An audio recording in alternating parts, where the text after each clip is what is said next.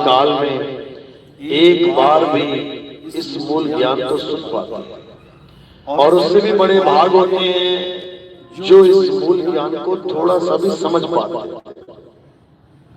क्योंकि सुनना आसान है, आए 1-2 घंटा बैठ के सुन के चले गए, लेकिन इसको समझना बहुत मुश्किल है। इसको केवल वही समझ सकता है जिस पर परमात्मा की अपार कृपा हो, जिस पर बंदी छोड़ की दया हो, जिस पर कुल के मालिक ने मोहर लगा रखी है, केवल वही समझ सकता है, नहीं तो कोई नहीं समझ सकता। बड़े बड़े ऋषि मुनि पीर पैगंबर औलिया इस दुनिया में आए और बिना सच्ची भक्ति के इस दुनिया से चले गए। भक्ति तो करी उन्होंने, किसी ने कितने हजार साल तपस्या करी, किसी ने कितने हजार साल जप किया, किसी ने यज्ञ किए लंबे लंबे, किसी ने कुछ किया, किसी ने कुछ किया, बहुत कुछ करके चले गए, लेकिन सत भक्ति ये सबकी किस्मत में नहीं होती। तो आज उसी सत भक्ति के बारे में बताएंगे जिससे इस जीव की मुक्ति हो सकती है। क्योंकि विचार करें, सतयुग ऐसा युग था जब सब भगत थे, सब पूजा पाठ में लीन रहते थे। ये चोरी ठगी व्यभिचार ये सब नहीं था वहां पे, बहुत रेयर, बहुत कम लोग ऐसे थे, उनको राक्षस कहा जाता था, बाकी सब भगत थे भगवान के। तब हमने क्या किया? हमने नाम जपा, पूजा की, पाठ किया, हवन किए, यज्ञ किए, भगवानों को खूब भोग लगा लगा के प्रसाद खाए। तो उसका फल क्या मिलना चाहिए था? मुक्ति। लेकिन कौन मुक्त हुआ? सतयुग में मुक्ति मिल जाती तो आज कलयुग में यहाँ बैठे होते? नहीं बैठे होते। उसके बाद त्रेता आ गया, त्रेता में क्या किया? फिर वही काम किया जो सतयुग में किया। क्या किया? भगवान के नाम जपे, पूजा करा, पाठ किया, हवन किए, यज्ञ किए, सारी दुनियादारी करी। उसका फल क्या मिला? मुक्ति मिली क्या? नहीं मिली। मुक्ति मिल गई होती तो आज यहाँ बैठे होते। फिर द्वापर आ गया, द्वापर में क्या किया? तो मंदिर मस्जिद गुरुद्वारे जो भी भगवान की पूजा के लिए तुम्हें बताया गया वो सब सबने किया, खूब पूजा पाठ किए, हवन यज्ञ किए, खूब किए। उससे क्या हुआ? मुक्ति मिल गई क्या? नहीं मिली। आज फिर यही बैठे हुए। अब कलयुग आ गया, अब क्या कर रहे हो? फिर वही कर रहे हो जो तुमने सतयुग, त्रेता, द्वापर में किया। क्या किया? हवन, यज्ञ, पूजा, पाठ, तीर्थ, मुहूर्त, गंगा स्नान, जमुना स्नान, सारी दुनिया के कर्म कांड कर दिए तुमने। और तुम आज फिर वही काम कर रहे हो जिसको करने से तुम्हारी मुक्ति नहीं हुई। तो कलयुग में भी अगर तुमने यही काम कर दिया जो तुम सतयुग द्वापर त्रेता में करते आए हो, तो मेरे भाई दोबारा वापस आने की तैयारी कर लेना। एक भी मुक्ति होने वाली नहीं है, यही फंसे रहोगे। और ये मत सोचना कि इंसान जन्म मिलेगा, इस गलतफहमी में मत रहना तुम लोग। अगर भगवान इंसान जन्म मिलेगा तो ये गधा कौन बनेगा? मिट्टी कौन ढोएगा? ये बैल कौन बनेगा? खेत कौन जोतेगा? ये सुअर कौन बनेगा? नालियों में गंदगी कौन घास साफ करेगा? ये कुत्ता कौन बनेगा? घर की रखवाली कौन करेगा? तुम ही लोग से करवाएगा, चिंता मत करो। तुम ही लोग बनोगे। कुत्ता, बिल्ली, हाथी, घोड़ा, कौवे, सांप, बिच्छू। तो अगर इससे बचना है तो वो काम करना है जो आज तक नहीं किया, और क्या छोड़ना है? जो आज तक किया उसको छोड़ दो। तो आज आपको समझाएंगे कि ऐसा कौन सा काम है जो हमने नहीं किया, जो अब करना है। आज इसके बारे में पूरा खुल के समझाएंगे। तो आज का सत्संग शुरू करने से पहले परमात्मा के नाम में जयकारा लगाएंगे और फिर सत्संग शुरू करेंगे। बोलिए परमपिता परमात्मा की जय। सदगुरु बंदी छोड़ कबीर साहेब की, सभी संतों की, सभी भक्तों की।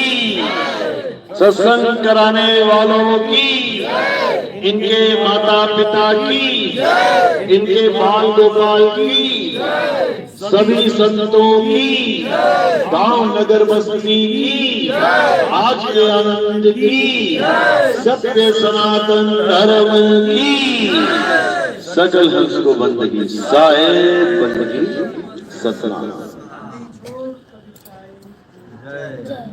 तो मालिक समझा रहे हैं, क्योंकि उनका काम समझाना ही है। गुरु का क्या क्या काम होता है? समझाना। चाहे वो आपका स्कूल का गुरु हो, चाहे आपका किसी काम को सीखने के लिए आपने गुरु धारण किया हो, चाहे वो हो, चाहे आपका आध्यात्मिक गुरु हो, वो आपको समझाने के लिए ही आया है। और गुरु आपको जब समझाता है तो आपका फर्ज बनता है कि आपको गुरु की हर बात को समझना चाहिए, क्योंकि गुरु अपने फायदे के लिए नहीं समझा रहा है, गुरु तुम्हारे फायदे के लिए समझा रहा है। जब आप छोटी क्लासों में थे, पहली दूसरी पांचवी 10वीं, जो टीचर आपको पढ़ा है उसको तो उसकी सैलरी मिल रही है। पढ़ाया सही लिया, पढ़ाया सही लिया, तो तुम्हें डंडे क्यों खाने पड़े? तुम्हें डांटे क्यों खानी पड़ी? क्या तुम्हें डंडे मारने की सैलरी मिल रही है? उसको तो अपना पैसा मिल रहा है, लेकिन फिर भी वो तुम्हें डांट रहा है, तुम्हें समझा रहा है, तुम्हें डरा रहा है, बार बार बोल रहा है पढ़ ले क्यों? क्या तुम्हारे पास होने पर क्या उसको इंसेंटिव मिलेगा? कुछ नहीं मिलेगा। तुम फेल हो या पास हो उसको कोई मतलब ही नहीं है, सैलरी उसको हर महीने आ रही है खाते में, लेकिन वो तुम्हारा भला चाहता है, भला चाहता है। कुछ बच्चे ऐसे भी होते हैं जो अपने टीचर्स को पसंद नहीं करते। क्यों? सर मारते बहुत है। अरे भैया, मार खाने के काम कर रहा है तभी तो मारते हैं। तू टॉपर बन जा, तू सारा काम घर से करके लेके आ, कोई नहीं मारेगा तुझे। मतलब गलती अपनी है और दोष टीचर को दिया जाता है। इसी प्रकार जब अध्यात्म का गुरु तुम्हारे जीवन में आता है, अध्यात्म का, अभी तो लोगों को अध्यात्म की डेफिनेशन नहीं पता है। स्पिरिचुअल टीचर, अभी लोगों को स्पिरिचुअल की डेफिनेशन नहीं पता। अध्यात्म के नाम पे तुमसे देवी देवता पूजवाए जा रहे हैं। देवियों की पूजा कर लो, देवताओं की पूजा कर लो, मंदिर चले जाओ, मस्जिद चले जाओ, गुरुद्वारे चले जाओ, चर्च चले जाओ। किसने बनाई? किसने बनाई ये मंदिर, मस्जिद, गुरुद्वारे, चर्च? इंसानों ने, इंसानों ने। क्या भगवान को किसी मंदिर की जरूरत है? क्या गॉड को किसी चर्च की जरूरत है? क्या किसी अल्लाह को मस्जिद की जरूरत है या गुरुद्वारे में बैठा हुआ है? इनमें से किसी चीज की जरूरत नहीं है। समझो, अगर इनमें से किसी चीज की जरूरत होती तो इंसान बाद में आता, पहले ही आ जाता। समझो, अल्लाह ने दुनिया बनाई, गॉड ने दुनिया बनाई, भगवान ने दुनिया बनाई, लेकिन भगवान ने मंदिर क्यों नहीं बनाया? गॉड ने चर्च क्यों नहीं बनाई? अल्लाह ने मस्जिद क्यों नहीं बनाई? वाहिगुरु ने गुरुद्वारा क्यों नहीं बनाया? दुनिया बना के छोड़ दी। उसके बाद सारे जानवर बना दिए, इंसान बना दिए, लेकिन फिर भी कोई मकान नहीं बनाया। कोई मकान बनाया तो दिखा दो। आज तक भगवान ने कोई मकान बनाया हो तो दिखा दो। आदि मानव की तरह इंसान आया है इस दुनिया में। आदि मानव की तरह, बिना कपड़ों का, बिना भाषा का, बिना किसी मकान दुकान का, बिना किसी फसल का, जानवरों की तरह शिकार करता था, जानवरों की तरह खाता था, मांस कच्चा, कोई भाषा नहीं। आदमी खोजी तो पत्थर टकरा के, भगवान ने आदमी भी नहीं बता दो, भगवान ने आग लगाया तो। आग एक खोज है, इन्वेंशन है। इंसान जन्म में पहला इन्वेंशन ही आग है, अग्नि पहली खोज है। किसने करी? आदि मानव ने। उसने पत्थर से पत्थर टकराया, और तुम माचिस की ढक्कनी टकरा रहे हो, तिल घिसा रहे हो, सेम प्रोसेस।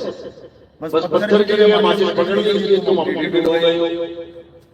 और माचिस ना होगा तुम्हारे पास तो आग के लिए तुम आदि मानव की तरह भटकोगे। समझ।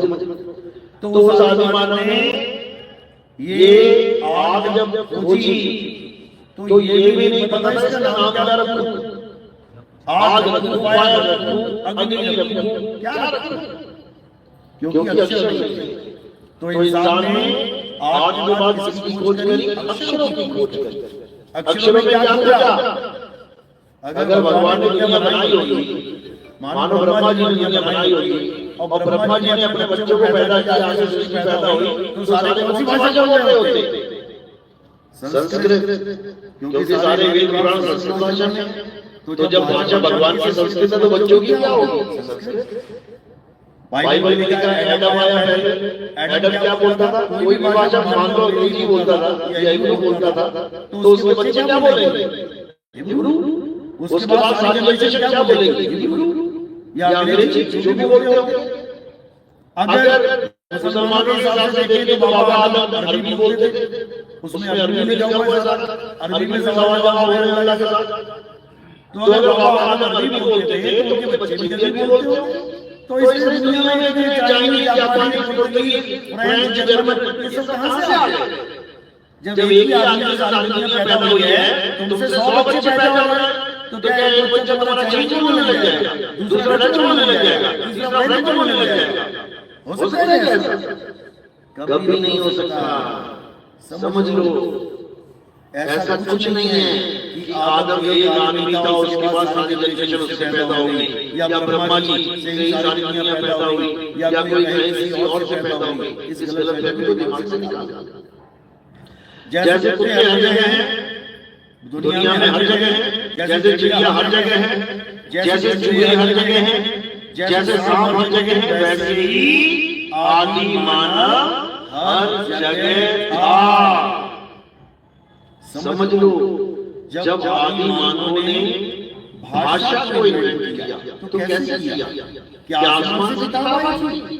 तू आज का बोलेगा, तू एबीसी बोलेगा, तू अलिफ बोलेगा, कैसे आई भाषा? जब आदि मानव ने अपने गले से निकलने वाली हर आवाज को पहचान के लिपिबद्ध कर दिया, उसको लिख लिया। हिंदुस्तान में जो आदि मानव थे, कितने अक्षर बनाए उन्होंने? कितने अक्षर है हमारी भाषा में? 52 अक्षर, 52। और जो अंग्रेज आदि मानव थे, उन्होंने कितने बनाए? 26 अक्षर।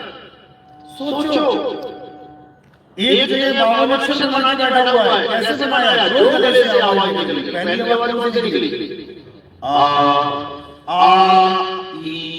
ई ऊ, ये सारे स्वर अलग बनाने। उसके बाद का, खा, गा, गा, टा, टा, चा, सारे बनाने 52 अक्षर। अब ये 52 अक्षर बना के उसने क्या किया? इन अक्षरों से नाम रखना शुरू कर दिया। किसका? जो भी चीजें दिखाई, वही काम अंग्रेजों ने भी किया, वही काम फ्रेंच लोगों ने भी किया, वही चाइनीज आदि मानव ने भी किया, वही जापानी, पुर्तगाली, डच, सारे आदि मानवों ने अपनी अपनी भाषाओं का विस्तार करना शुरू कर दिया। हमने रखा नाम पेड़, अंग्रेजी ने क्या रख दिया? ट्री। हमने रखा नाम अर्थ, पृथ्वी, अंग्रेजों ने क्या रख दिया? अर्थ। हमने नाम रखा अग्नि, अंग्रेजों ने क्या रख दिया? फायर। हमने नाम रखा आसमान, अंग्रेजों ने क्या रख दिया? स्काई। हमने नाम रखा आदमी, अंग्रेजों ने क्या रख दिया? ह्यूमन। समझो, यानी चीज एक ही है, लेकिन उसके नाम आदि मानवों ने अलग अलग रख दिए। क्यों रखे? किस आधार में रखे? इस जीव के आधार पर। जो टंग है ना, जीव, यही है सारे अक्षरों की जननी माता जी। समझ लो, अगर ये जीव ना होती तो सब कौन सी भाषा बोल रहे होते? कौन सी भाषा होती हमारी? जैसे कुत्तों की भाषा है, वाव वाव वाव वाव वाव, जैसे चिड़ियों की भाषा है, चू चू चू, हाँ ची ची ची, चलो ठीक है। जैसे भैंस की भाषा है, ठीक है। हम क्यों कर रहे हैं ये सब? जीव के सहारे। हमने 52 अक्षर कैसे बनाए? जीव के सहारे। 52 अक्षर जीव आधार और आदि अक्षर जीव से न्यारा। वाही को सत सिमरन कहिए और सिमर सिमर नर उतरो पारा। अगर ये अक्षर आदि मानव ना बनाता तो क्या वेद, पुराण, गीता, तो क्या बाइबल, कुरान, इंजील, तौरात, ये किताबें लिखी जाती? कौन लिखता है? कौन लिखता है? कोई कहता आसमान से किताब उतरी है। अफ्रीका के जंगल में जाके देखो, अभी भी वो बेचारे नंगे पुंगे जो आदिवासी हैं, वो अभी भी शिकार कर करके अपना पेट पाल रहे हैं। उनके लिए नहीं उतरी कोई किताब। अरे भैया, उनके लिए उतार दो। उनके लिए ना बाइबल उतरी, ना कुरान उतरी, ना कोई वेद उतरा। वो बेचारे अभी भी मान दर्द लेके अपनी जिंदगी गुजार रहे हैं। उनको ये भी पता कि दुनिया में देश कितने हैं। उनको ये भी पता कौन कौन से ब्रांड की तुम टी-शर्ट और पैंट पहन रहे हो। उनको ये भी पता कि कौन कौन सी भाषाएं दुनिया में चल रही है। ये तो तुम लोग उनके बीच में गए हो तब जाके उनको पता लगा कि कैमरा होता है, ऐसे ऐसे यूट्यूब चैनल होता है और हमारी वीडियो यूट्यूब में आ रही है। अभी भी आदि मानव है भाई, उनकी भाषा नहीं देखी ना, कौन सी भाषा बोलते हैं, ऐसे चलती है भाषा। बंदरों की तरह करते हैं वो। तो ये सारा जितना तुम्हें तामझाम दिख रहा है, जितनी तुम आरती लगा रहे हो, किसकी वजह से? इन 52 अक्षरों की वजह से जो आदि मानव ने बनाए। आदि मानव 52 अक्षर ना बनाता तो तुम्हारी भी आरती की सुजनी थी।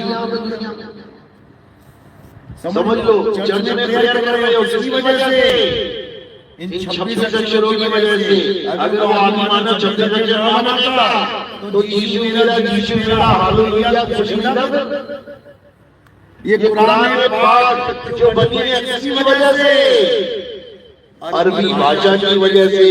अगर अरबी भाषा के आदि मानव अरबी ना बनाते, उतार के दिखाते तुम कुरान। समझो बात को, ये अक्षरों का खेल है, ये 52 अक्षरों का खेल है।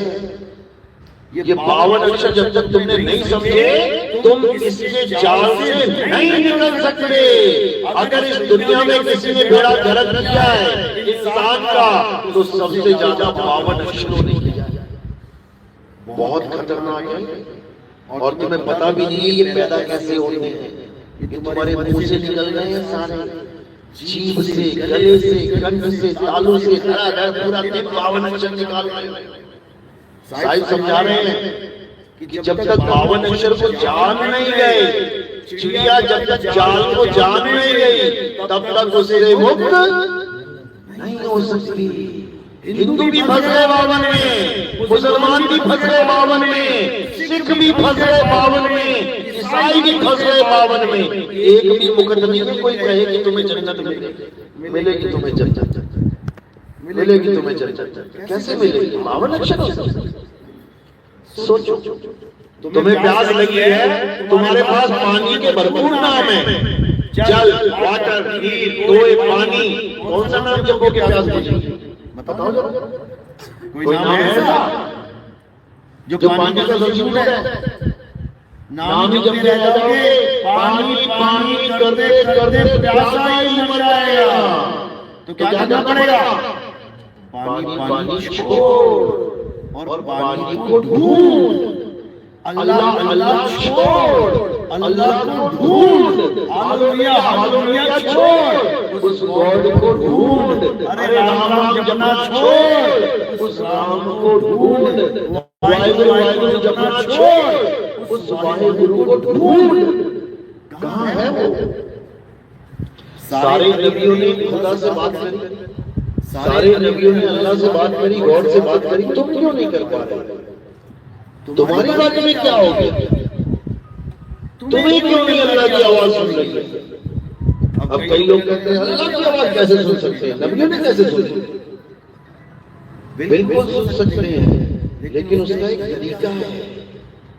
कुछ साल पहले जब आदमी कहता था कि बैठे बैठे अमेरिका में बात हो सकती है, आदमी कहता था दूसरा, अरे नहीं यार ऐसे कैसे हो सकता है, ऐसे कैसे हो सकता है, यहाँ बैठे बैठे अमेरिका वाले से बात कर लो। बात छोड़ो, तुम उसको देख भी सकते हो, आज वीडियो कॉलिंग चलती है, समझो, बैठे बैठे बात भी हो रही है और दिख भी रहा है। किसी वजह से, एक विधि की वजह से, एक प्रोसेस की वजह से। तो इसी प्रकार खुदा से बात हो सकती है। मूसा अलैहिस्सलाम की हुई, मूसा अलैहिस्सलाम पहाड़ पे चढ़ के खुदा से बातें करते थे। बाइबल में भी इसका जिक्र है, कुरान में भी इसका जिक्र है। तो जब वो पहाड़ पे चढ़ सकते हैं, खुदा से बात कर सकते हैं, तो तुम क्यों नहीं? इसका मतलब तुम कच्चे मुसलमान हो, तुम कच्चे ईसाई हो। समझो, तुम्हें अभी ये नहीं पता कि वो पहाड़ है कहां। अगर तुम्हें पता लग जाए वो पहाड़ कहां है, तो तुम आज से चढ़ाई शुरू कर दोगे। कौन नहीं चाहता खुदा से बात करना? कौन नहीं चाहता भगवान से मिलना? सब चाहते हैं, लेकिन उन्हें मार्गदर्शन गलत मिल रहा है। भगवान को चाहते हो तो मंदिर आओ, फिर क्या होगा? भगवान को चाहो तो मस्जिद में आओ, अच्छा। भगवान को चाहते हो तो ईसाइयों की चर्च में आओ, भगवान को चाहते हो गुरुद्वारे में आओ, तो वहां क्या है? वो गरीब रिवाज है, वो तुम पे दया करेगा, वो तुमको मालूमात कर देगा। पता चला जो जेब में 100 का नोट था वो भी तुम वहां दिया, वो भी तुम वहां दिया। तो लेने गए कि लेने देंगे? लेने के देने पड़ गए।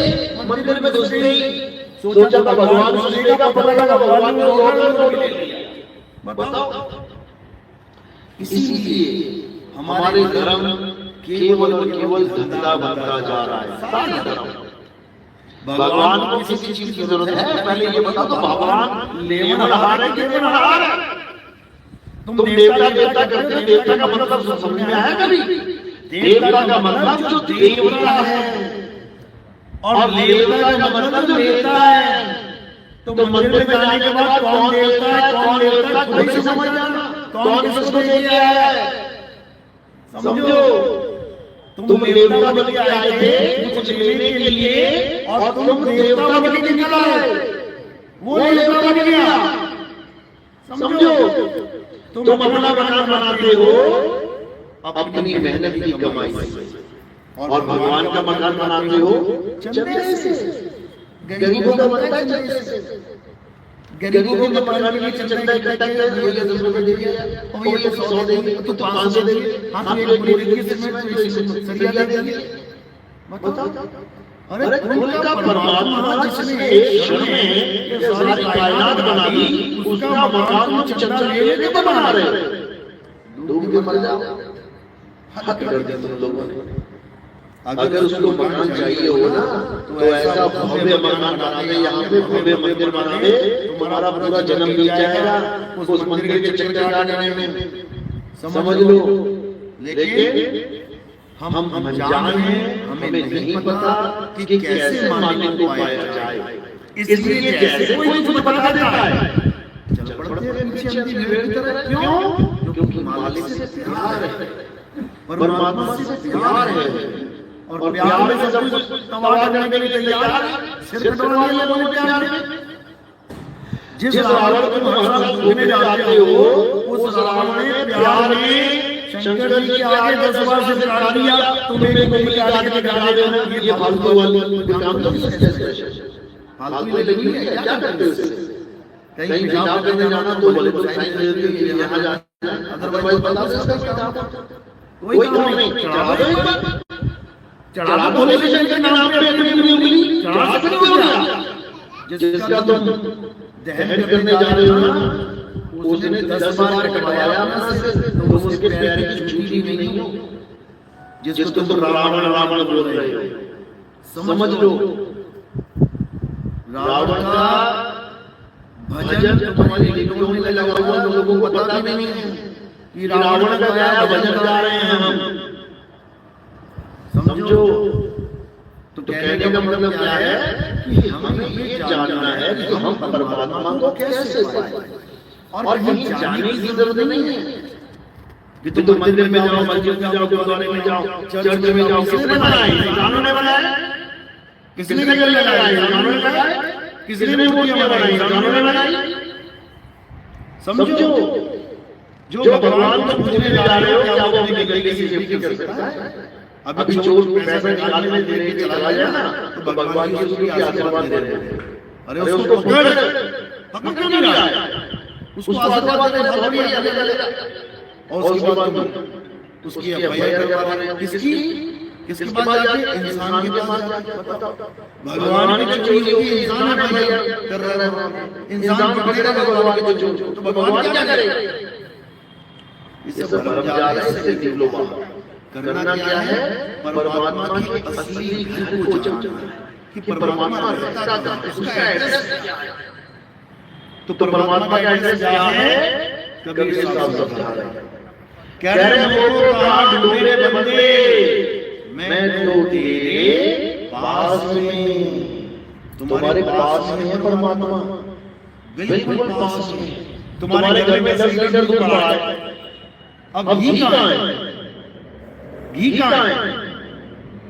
उसी दूध में है। लेकिन तुम्हें पता नहीं कि कहाँ में जा रहे हो।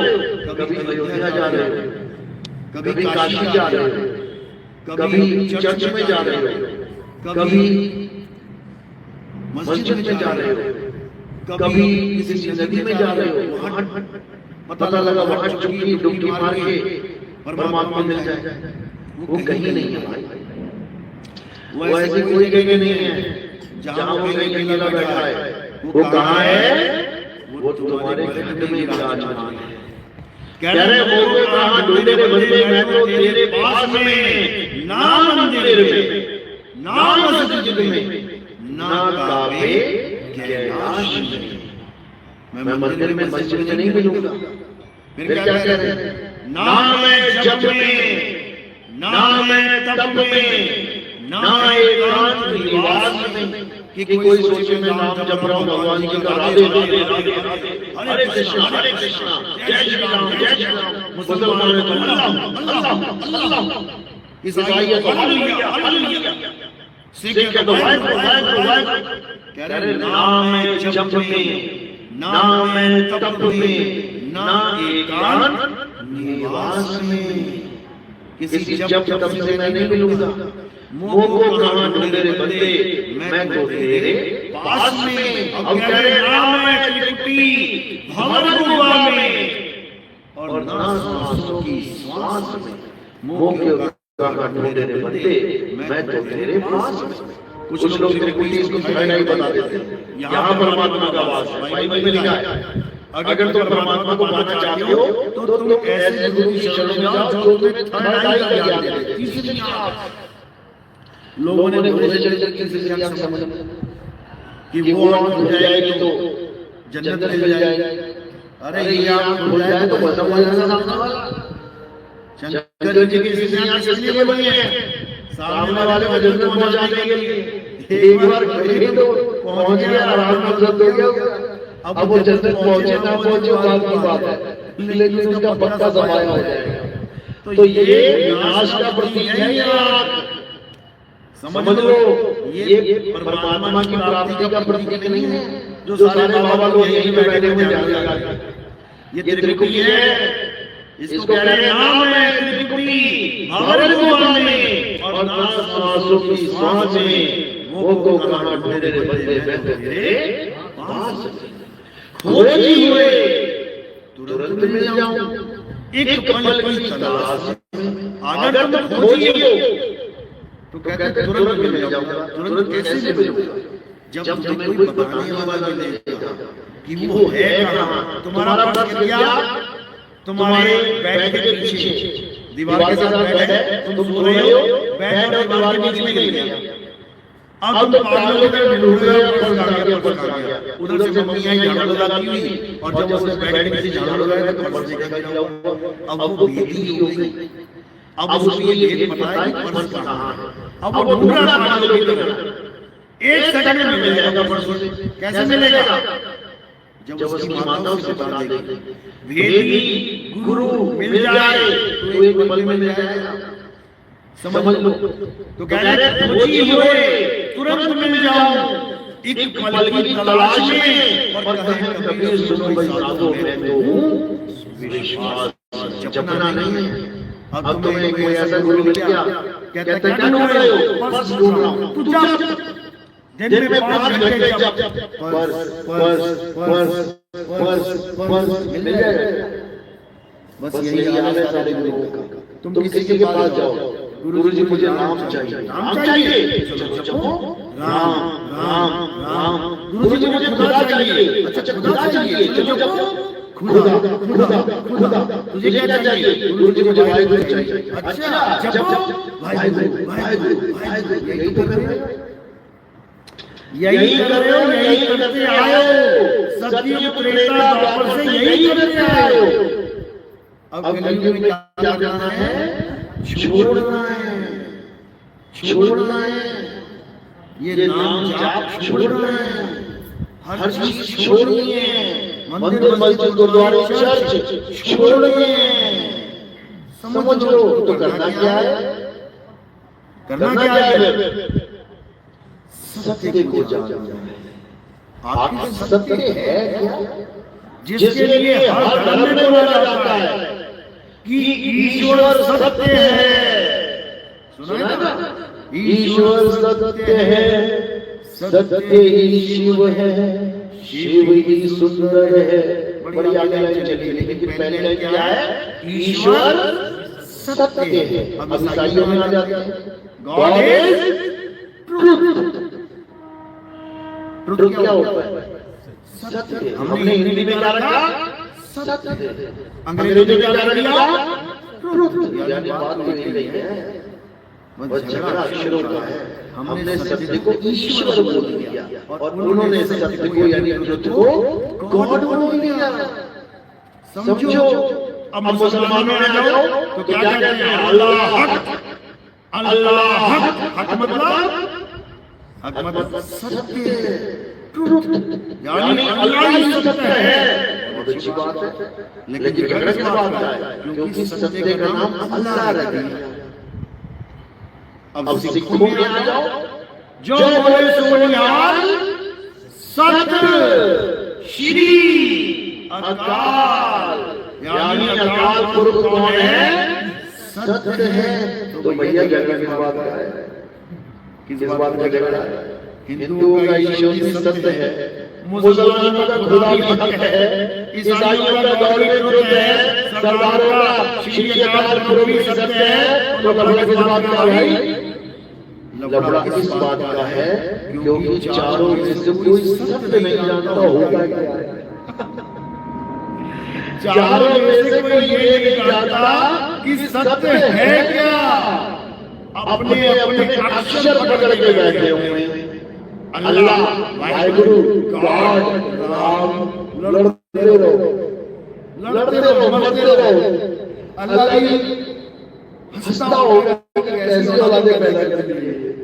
यानी एक पिता के 4 बच्चे, एक कहता मेरा पिता सबसे बड़ा है, दूसरा कहता नाना अब्बू जान सबसे बड़े हैं, तीसरा कहता डैडी है जो कुछ है, और चौथा कहता मेरा पापा जी सबसे बड़ा है।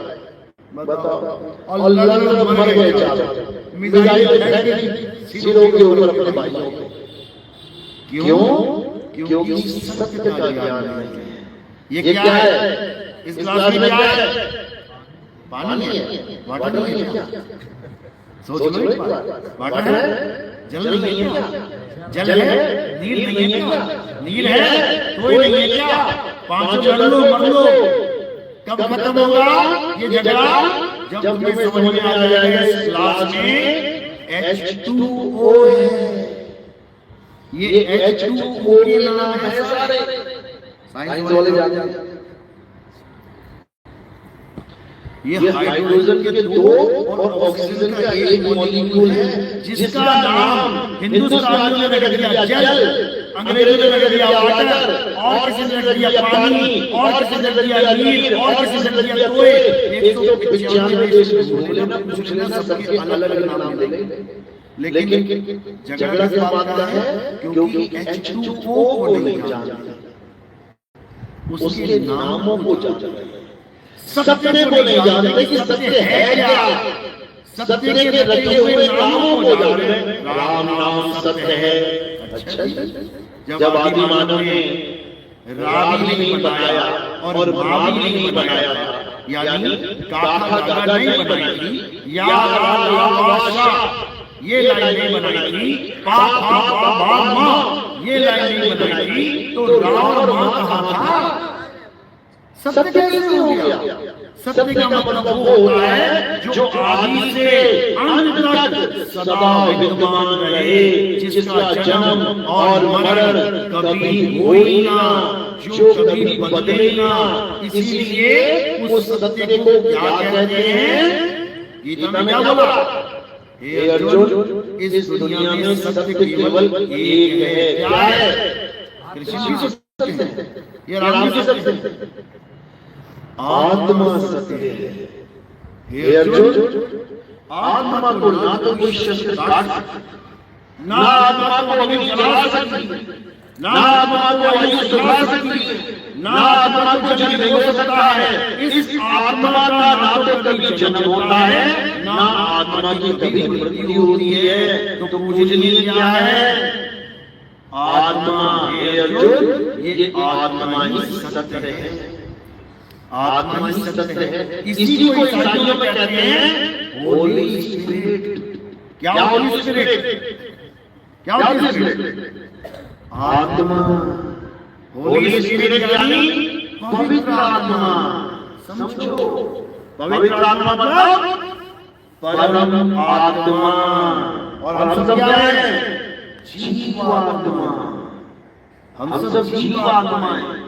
हमें क्या बनना है? हमें परमात्मा बनना है, हमें परमात्मा बनना है, पूजना नहीं है।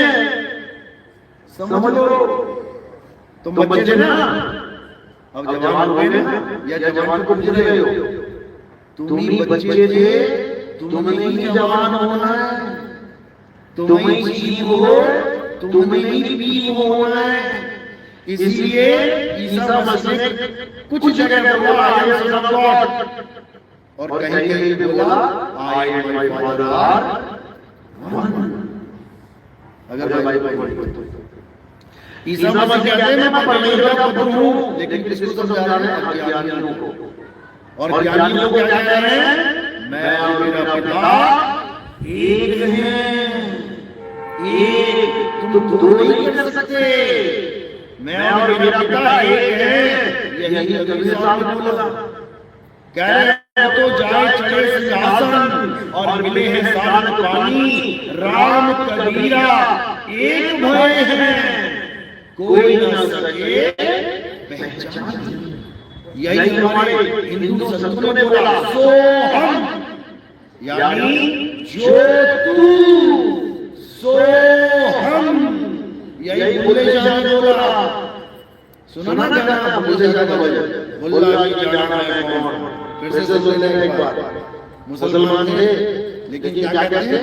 ना मैं इल्म मजदा पाया, ना मैं आदम हब्बा जाया, ना कोई अपना नाम बताया, बुल्ले शाह जाना मैं कौन?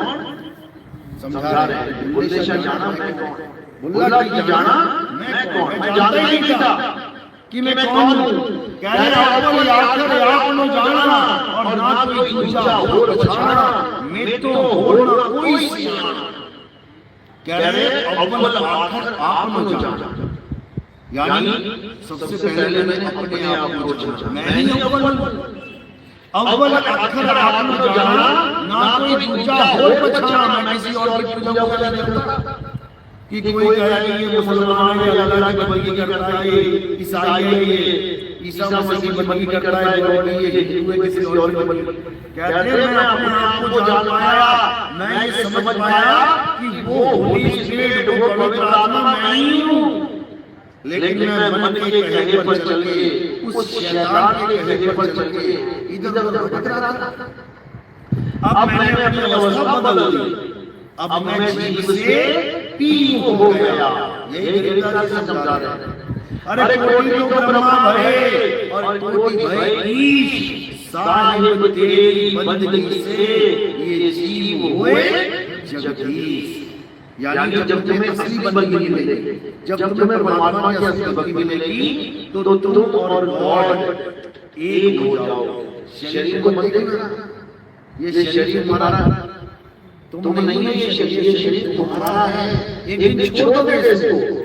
समुद्र में से एक मटका पानी लेके आए, अब जो घड़े को देख रहा है वो कभी नहीं जान सकता कि जो घड़े में पानी है वो समुद्र का ही पानी है। वो दोनों एक हैं, दोनों H2O हैं, दोनों सत्य हैं। लेकिन घड़े में जो पानी है वो अपने आप को घड़ा समझने लगा है। कहाँ है घड़े में पानी? कौन से घड़े की बात हो रही है? ये कायों की घड़ा, ये मिट्टी का घड़ा है। कहाँ मिल जाएगा? ये मिट्टी भी मिल जाएगा। ईसाइयों का, मुसलमानों का दमन कर देते हैं तो मिट्टी में मिलेगा। घड़े मिट्टी से बना मिलेगा। क्या चीज है जो मिट्टी में नहीं मिलेगी? वो है आत्मा। उसी को स्पिरिट बोला जाता है। वो आत्मा कहाँ मिल जाती है? मिट्टी में मिट्टी तो मिल गई, अब आत्मा कहाँ मिल जाती है? परमात्मा में मिले जाती है, यानी अपने सत्य स्वरूप में मिले जाती है, होली स्पिरिट में मिले जाती है। तब उसकी मुक्ति होगी, अन्यथा मुक्ति नहीं होगी। तो क्या करना है? अब हमने अपने जीवन में सत्य ज्ञान को धारण करना है, उस आत्म ज्ञान को धारण करना है। आत्मा के अलावा और कोई नहीं है जिसको हम सत्य कहें। सब असत्य है। तो गीता में समझा रहे हैं कि आत्मा का ज्ञान प्राप्त करने के लिए तुम आत्म ज्ञानी गुरु की शरण में जाओ। अध्याय 4 34वां श्लोक गीता में। ये नहीं बोला तुम मंदिर जाओ, तुम मथुरा जाओ, तुम काशी जाओ, तुम कहीं और जाओ। कहीं जाने की जरूरत नहीं है। क्या करना है? तुम उस तत्वदर्शी संत के पास जाओ जो तुम्हें दोनों प्रकार के तत्वों का ज्ञान दे। पहले प्रकार का तत्व यानी काया, शरीर, 5 तत्व, और दूसरे प्रकार का तत्व यानी आत्मा। शरीर असत्य है, आत्मा सत्य है। शरीर का ज्ञान त्याग लेना है, आत्मा का ज्ञान पकड़ लेना है। शरीर की पूजा छोड़ देनी है, आत्मा की पूजा ग्रहण कर लेनी है। उसी पवित्र आत्मा को परमात्मा कहते हैं। अब ये आत्मा है क्या? नाम तो सुना ना आपने सबसे, आत्मा का। अपनी अपनी आत्मा लेके आया है, घर में नहीं आएगी किसी की। बैठ किसी की गिर पड़ी सोते या बाथरूम में नहाते टांगी दियो कपड़ों के साथ और गलती से वही बनी रहेगी। ऐसा तो नहीं होगा ना? लेके आए हो, चेक करो, चेक करो। अभी मोबाइल को बोलना चेक कर लो, अभी देखो चेक चल रहा है। आत्मा भी चेक कर लो, लगाओ हाथ, देखो पता लगे है कि नहीं है। क्या सबूत है कि आत्मा लेके आए हो साथ में? क्या सबूत क्या है? ये तुम हिल रहे हो ना, तुम आंखें घुमा रहे हो, तुम स्माइल कर रहे हो, तुम हाथ हिला रहे हो, ये प्रूफ है कि आत्मा तुम्हारे साथ है।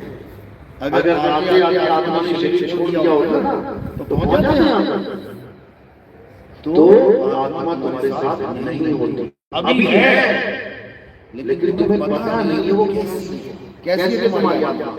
मोटी है, छोटी है, पतली है, गोरी है, काली है, लाल है, पीली है, नरम है, ठंडी है, त्रिकोण है, षटकोण है, गोल है, चौकोर है, कैसी है आत्मा? उस आत्मा का ज्ञान जब तक नहीं होगा तब तक तुम्हें परमात्मा नहीं मिलेगा, चाहे तुम सारी उम्र मंदिर चले जाओ, मस्जिद चले जाओ, गुरुद्वारे चले जाओ, चर्च चले जाओ, वो तुम्हें नहीं मिल सकता। क्यों? क्योंकि आत्मा में ही परमात्मा है, दूध में ही घी है। लेकिन जब तक तुम्हें दूध से घी बनाने का प्रोसेस नहीं पता, तुम सारी उम्र बेचारे दूध ही पीते रह जाओगे। ना तुम कभी दही खा पाओगे, ना तुम कभी मक्खन खा पाओगे, ना तुम्हें कभी पनीर का टेस्ट मिलेगा कैसा होता है, ना तुम कभी लस्सी या छाछ पी पाओगे, ना तुम कभी घी तक पहुंच पाओगे, दूध ही पीते मर जाओगे। तो इसीलिए कबीर साहब समझा रहे हैं, जब लग ना छीनोगे आत्म, तब लगना मिले परमात्मा। ईसा मसीह आए, मोहम्मद साहब आए, सारे नबी आए तुम्हें आत्मा का ज्ञान समझाने के लिए। कृष्ण जी आए तुम्हें आत्मा की महिमा बताने के लिए, लेकिन तुमने आत्मा को तो छोड़ दिया, कृष्ण जी को पकड़ लिया। कृष्ण जी कह रहे हैं उसको तीर नहीं लग सकता, अपने को भी तीर लग गया। जिसके तीर लग गया तुम उसकी पूजा करते रहे, और जिसको तीर छू नहीं सकता उसको तुम जान भी नहीं पाए। इसीलिए बार बार गीता में आत्मा का जिक्र आता है। इसीलिए अध्याय 3 17वां श्लोक पढ़ो क्या कहता है। अध्याय 3 17वां श्लोक, तुम्हें जीवन में करना क्या है? क्या कह रहे हैं?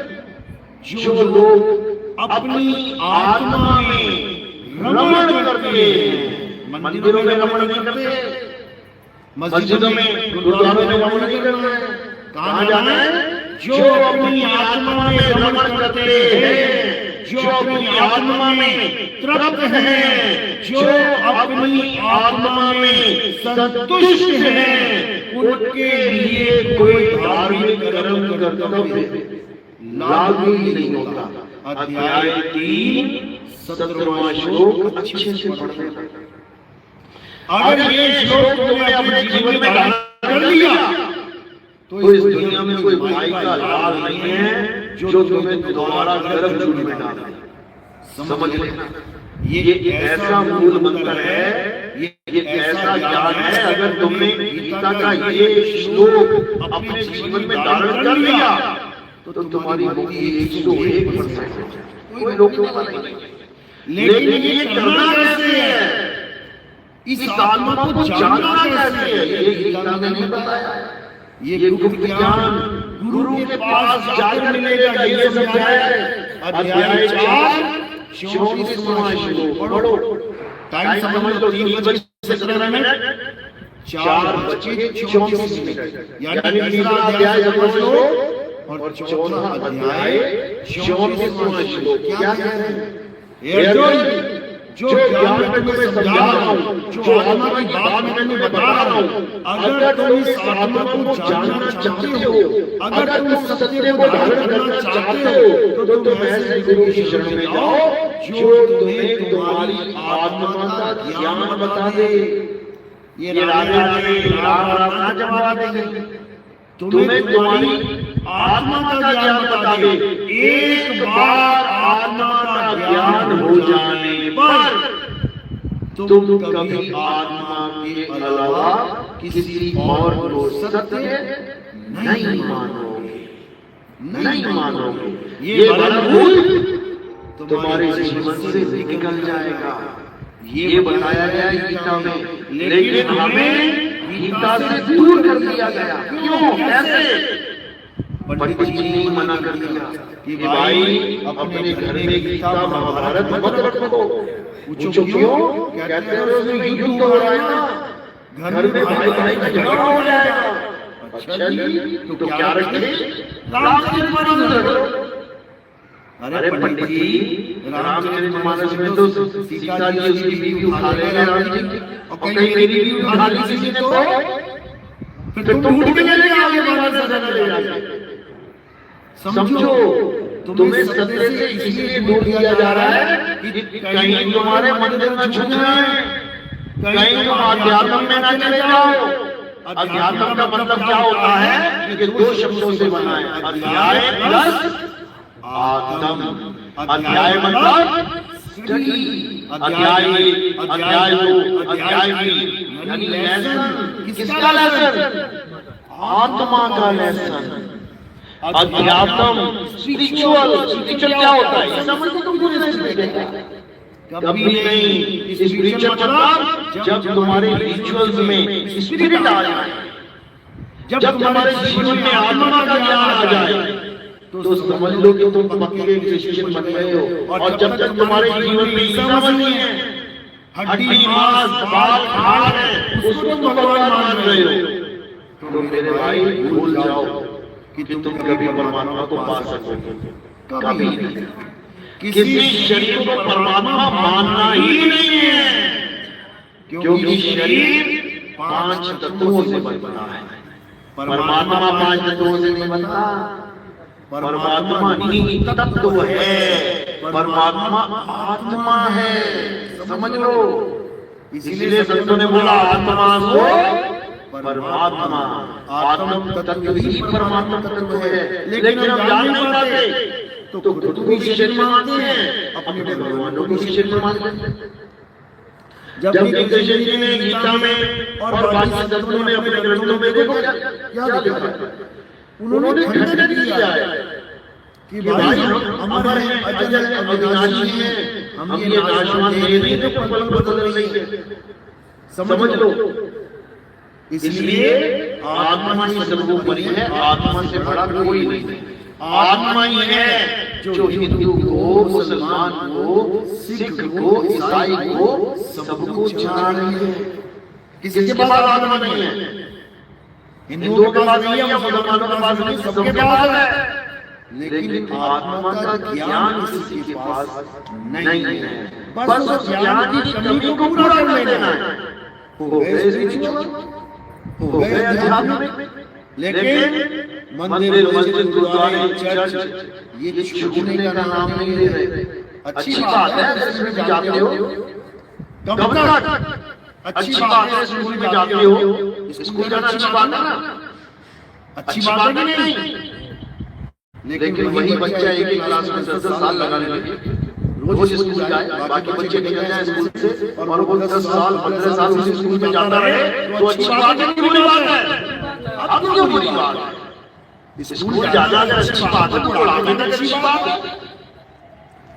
अब बुरी बात है क्योंकि वो नालायक बच्चा है, वो स्कूल जाकर भी पढ़ाई पूरी नहीं कर पा रहा है। इसी प्रकार अगर शुरुआत में, बचपन में तुम मंदिर, मस्जिद, गुरुद्वारे, चर्च जाते हो तो अच्छी बात है, लेकिन तुम बुढ़ापे में मंदिर, मस्जिद, गुरुद्वारे, चर्च जाते हो तो भैया ये अच्छी बात नहीं है, ये अच्छी बात नहीं है।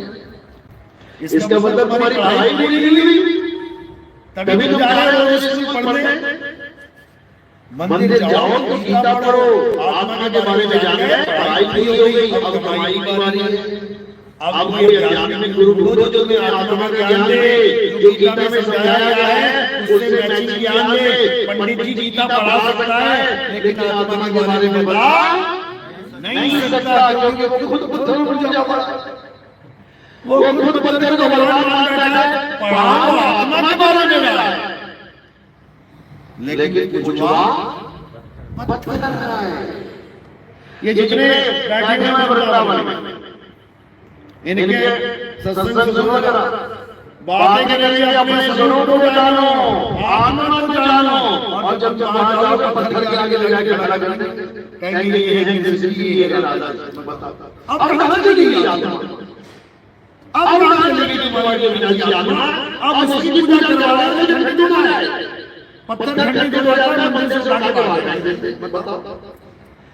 छोटी सी उंगली का नाखून ठंडित हो जाए, भगवान को उठा के बाहर कर देते हैं, और पंडित जी का लड़के का हाथ कट जाए, करेगा बाहर? अपने बच्चे का हाथ कट जाए तो ना बाहर करते हैं, भगवान का नाखून टूट जाए तो कहते हैं इसको बाहर करो। कमाल का भगवान मुझे नहीं, नाखून टूट गया तो जीव निकल गया, भगवान का मुर्दा हो गया, प्राण प्रतिष्ठा की थी ना, इतनी कच्ची जगह थी। भगवान ने प्राण प्रतिष्ठा करी है, गर्दन कटती है तो जीव निकलता है, हाथ करने से जीव निकल जाएगा। तुम्हारा हाथ कट जाए तो क्या होगा? ये तुम्हारा पैकेट है, मर जाओगे। उसने ऐसा पक्का प्राण डाला कि गर्दन ना कटे ना जब तक, या हार्ट अटैक ना हो जब तक, तब तक ना जीव निकलता। लेकिन पंडित जी ने इतना कच्चा चीज डाल दिया कि धनुष बाण की जो भी टूट जाए ना, तो कहते हैं कि खंडित हो गया भगवान। तो भैया इस बंधन से बाहर निकलो, ठीक है, शुरुआत के लिए बहुत अच्छी बात है, शुरुआत के लिए बहुत अच्छी बात है कि तुम बच्चों को एलकेजी यूकेजी में डाल रहे हो, आंगनबाड़ी में डाल रहे हो, जाके वहां पे फुटबॉल खेल रहे हैं, हाथी घोड़ा बना है, कान पकड़ के मरोड़ के खेल रहे हैं। लेकिन कॉलेज में भी क्या कान मरोड़ के खेलेंगे? कॉलेज वाले बच्चों के लिए भी हाथी घोड़ा डाल दे देंगे, वहां पे फुटबॉल रख देंगे क्या? यानी मंदिर, मस्जिद, गुरुद्वारे, चर्च आपकी शुरुआती पढ़ाई के लिए बहुत अच्छी है। लेकिन जब आप उनके ग्रंथों को खंगालोगे तब तुम्हें पता लगेगा कि ये केवल पढ़ाई का स्थान है, कमाई का स्थान नहीं, बल्कि जो तुम कमा रहे हो ना वो लुटाई का स्थान है।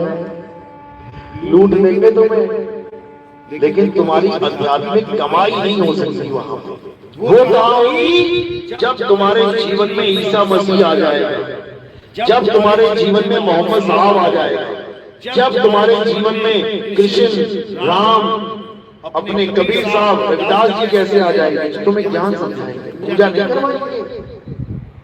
जब तुम्हारे जीवन में बाबा नानक कैसे आ जाएंगे, तब समझना कि अब तुम्हारी कमाई शुरू होगी, अब तुम कमाओगे। जो तुमने पढ़ाई पूरी करने के बाद कमाई शुरू होगी वो ये करवाएंगे। और ये क्या बताएंगे? ये कोई मंदिर गुरुद्वारे नहीं खुलवाएंगे, ये तुम्हें तुम्हारी आत्मा का ज्ञान देंगे, जिसको वर्ड कहते हैं। बाइबल पढ़ो, in the beginning there was word, word was with God and word was God. Word क्या है? ये क्या है वर्ड? ये शब्द है क्या?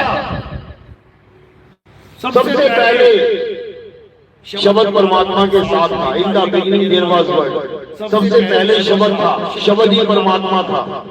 तो भैया ये दो परमात्मा हो गए, फिर तो एक गॉड हो गया, एक वर्ड हो गया। ये कैसे हो गया?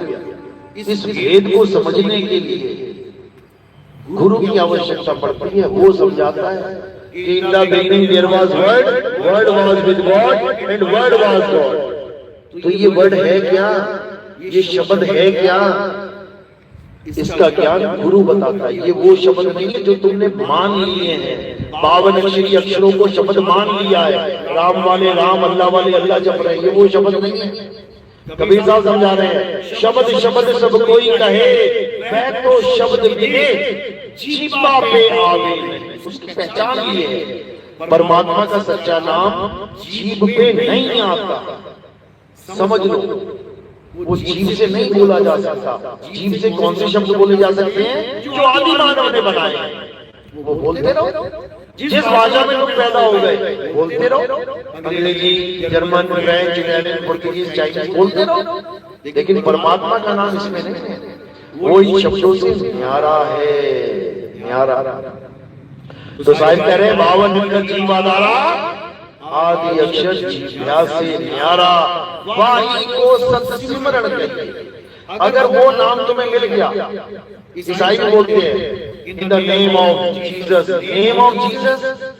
अरे नेम ही तो जीसस है, फिर नेम क्या है? Name of Jesus.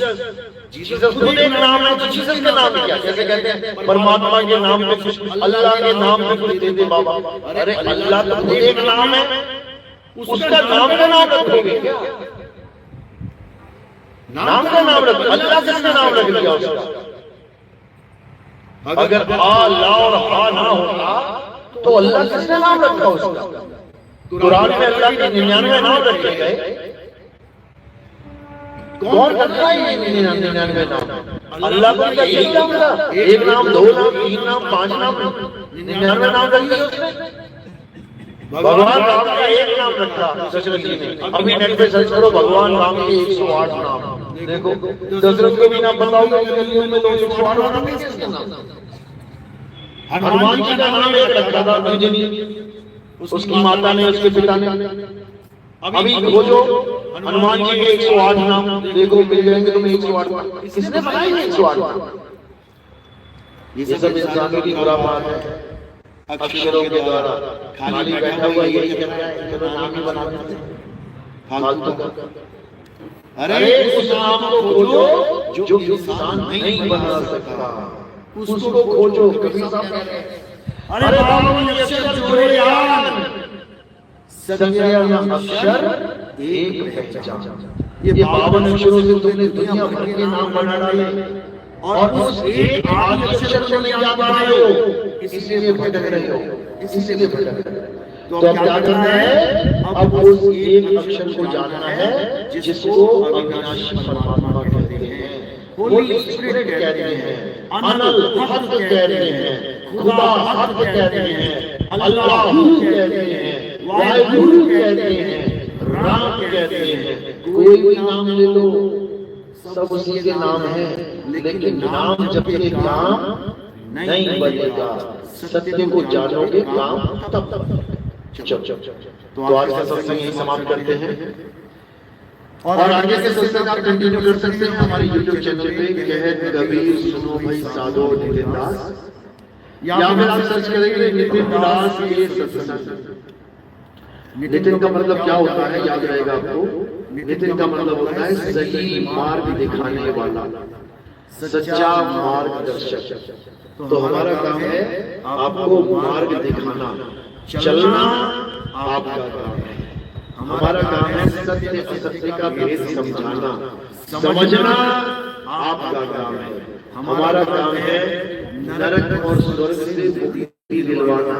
ना नरक में जाना है, ना स्वर्ग में जाना है, ना हेवन में जाना है, ना हेल में जाना है, ना दोजख में जाना है, ना जन्नत में जाना है। तो कहाँ जाना है? गॉड में समाना है, अल्लाह में समाना है, वाहिगुरु में समाना है, परमात्मा में समाना है। परमात्मा के द्वारा बनाई हुई किसी चीज में नहीं समाना, क्योंकि जो बनी है वो एक दिन बिगड़ेगी। इसलिए उसमें समाओ जो बनने और बिगड़ने से रहित है। इसलिए कबीर साहब ने कहा अज्ञानी को स्वर्ग नरक है, हरि जाने को नहीं, जिस भाव से सब लोग डरते हैं सो भय होने नहीं। ये जितने धर्म चल रहे हैं ना, ये डरावे के धर्म है। मंदिर नहीं आएगा तो नरक में चला जाएगा, मस्जिद नहीं आएगा तो दोजख में चला जाएगा, चर्च में नहीं आएगा तो हेल में गिर जाएगा। बताओ, ना वहां जाके कोई बता पाया और ना यहाँ बैठे बैठे कोई पहुंच पाया, तो किसने बताया कि कौन कहाँ जा रहा है? ना जाने के बाद कोई कॉल आई, हाँ बेटा मैं हेल में पहुंच गया हूँ, बड़ी दिक्कत हो रही है यहाँ पे। हाँ बेटा मैं हेवन में हूँ, खूब नजारे ले रहा हूँ। कभी ना बताया किसी ने। और यहाँ बैठे हम जान नहीं सकते। तो ये है क्या भाई? ये भ्रम जाल है, ये माया जाल है, ये तुम्हें पाप और पुण्य में उलझाने का जाल है। कबीर साहब कह रहे हैं अरे पाप पुण्य ये दोनों भेड़ी, एक लोहे एक कंचन केरी। ना पाप करना है ना पुण्य करना है, दोनों से रहित होके आत्मा में रमण करना है। चुप चुप चुप। तो आज का सत्संग यही समाप्त करते हैं। अब आपने क्या करना है? हमारे यहाँ गुरु की आरती होती है। गुरु यानी आत्म देव। गुरु मतलब शरीर नहीं। तो आत्म देव की आरती कैसे होती है? थोड़ा सा फूल उठाया है, थोड़े से फूल उठा के मेरे सिर के ऊपर रख देते हैं। सिर के ऊपर क्यों रखें? क्योंकि पैर के अंगूठे से सिर की चोटी तक, पैर के अंगूठे से सिर की चोटी तक क्या है? शरीर। शरीर क्या है? नाशवान। नाशवान क्या है? ये 5 तत्व नाशवान। इसलिए ये फूल कहाँ चढ़ाए? ये काया से परे। तो ये कहाँ समर्पित हो गए? ये आत्म देव को समर्पित हो गए। मेरे पास आत्मा है कि नहीं है? देख लो, सोच लो एक बार। अगर मेरे पास जो आत्मा है ना, ये उसकी पूजा होगी है। यानी हमारे यहाँ आत्म देव की पूजा होती है। हमारे यहाँ काया की पूजा नहीं होती है, हमारे यहाँ कैलेंडर की पूजा नहीं होती है, हमारे यहाँ किसी फोटो की, किसी मूर्ति की पूजा नहीं होती है, क्योंकि ये सब नाशवान है। हमारे यहाँ आत्म देव की पूजा होती है, जिसको सतनाम कहते हैं। सतनाम, आत्मा ही सतनाम है।